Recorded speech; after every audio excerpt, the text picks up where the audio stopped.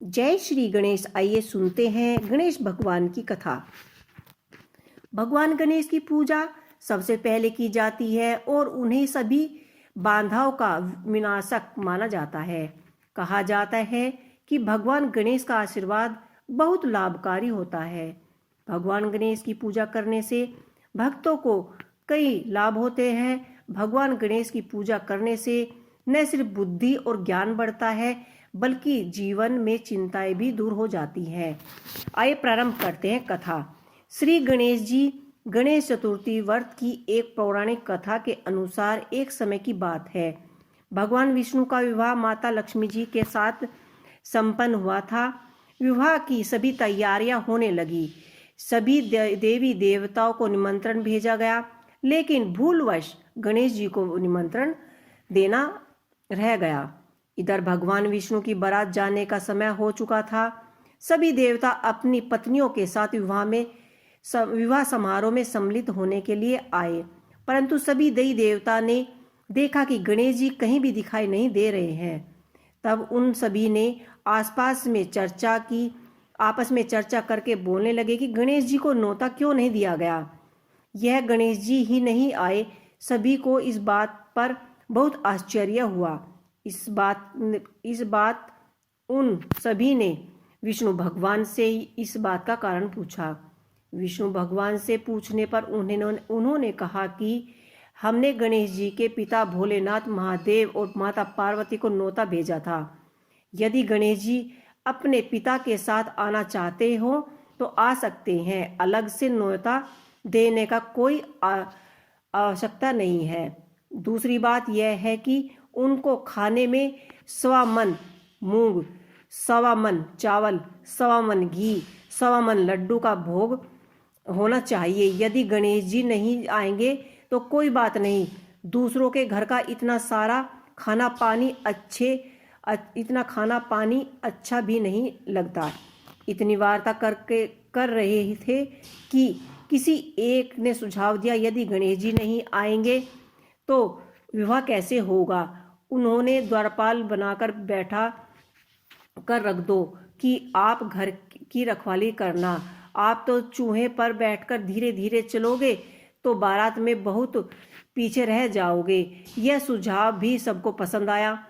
तो फिर विष्णु भगवान ने अपने सहमति दे दी। तब गणेश जी को निमंत्रण देकर आमंत्रित किया गया और उनको समझा बुझाकर घर के रखवाली रखने के लिए बैठा दिया गया। बारात चल दी। तब नारद जी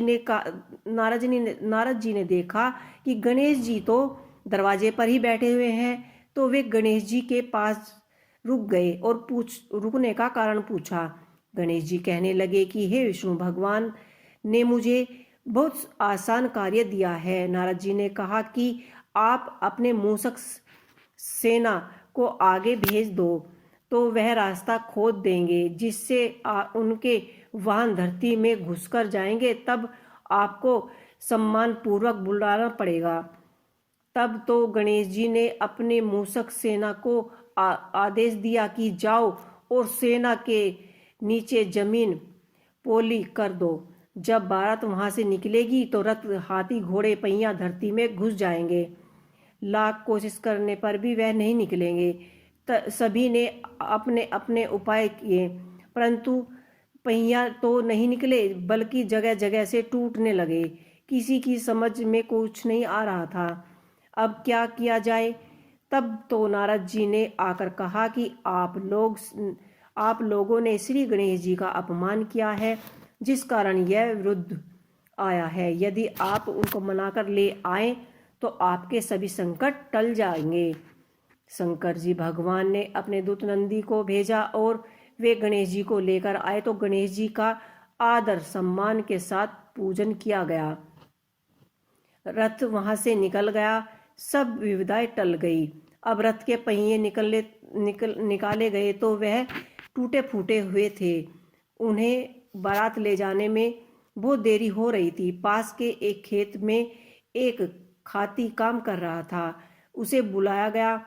खाती अपना कार्य करने से पहले श्री गणेश को नमन किया और नमन श्री गणेशाय नमः ऐसा कहकर उनकी वंदना करने लगे। मन ही मन में वंदना की और देखते ही देखते खाती ने सभी रथों के पहिए सही कर दिए।